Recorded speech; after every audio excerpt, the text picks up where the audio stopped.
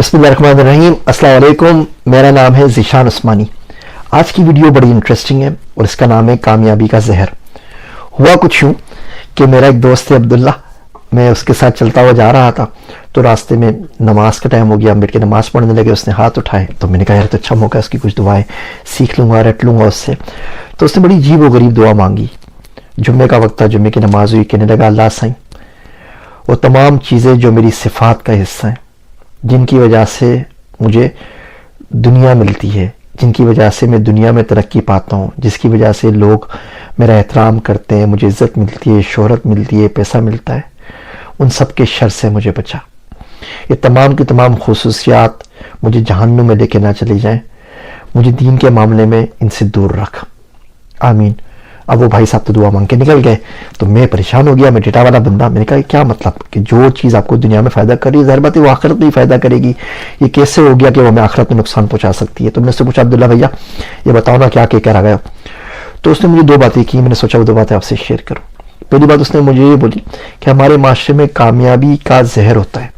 आप कामयाब होते जाते हैं, जहर आपकी रगों में सरायत करता जाता है और एक दिन आप उसी जहर से मर जाते हैं। और जब मरते हैं तो आपको पता चलता है कि जिस चीज़ को आप कामयाबी समझ रहे थे वो भी कामयाबी नहीं थी, ज़िंदगी ज़ाया हो गई और उस वक्त फिर आप कुछ भी नहीं कर सकते। हर बंदे के पास कामयाबी का अलग रास्ता होता है।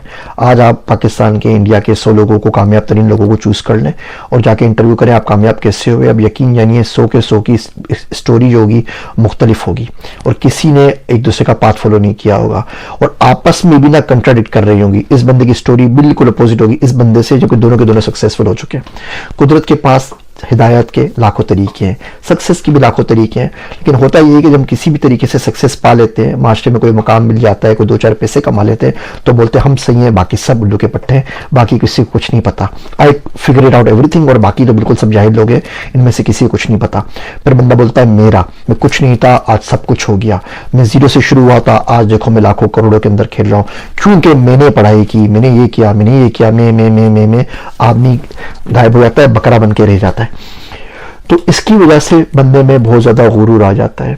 बंदा समझता है कि जो उसने कुछ किया है ना उसको कोई नई साइंस आ गई है, उसके पास ही कोई गीदड़ सिंगी आ गई है, बाकी गरीबों को नहीं पता। फिर वो उनको ताने देने लगता है, वो उनको गलत गलत नामों से पुकारता है, वो उन पर चीखता चिल्लाता है और बोलता है तुम लोगों ने कुछ नहीं किया और मैं था, हमने फिगर आउट कर लिया। ये जो उसका रोब है, ये जो उसका ज़ौम है, ये जो उसका गुरूर है, ये जो लोगों को हकीर समझना है, यकीन जानिए उससे बहुत बेहतर था कि ज़िंदगी में नाकाम रहता लेकिन किसी को हक़ारत से ना देखता।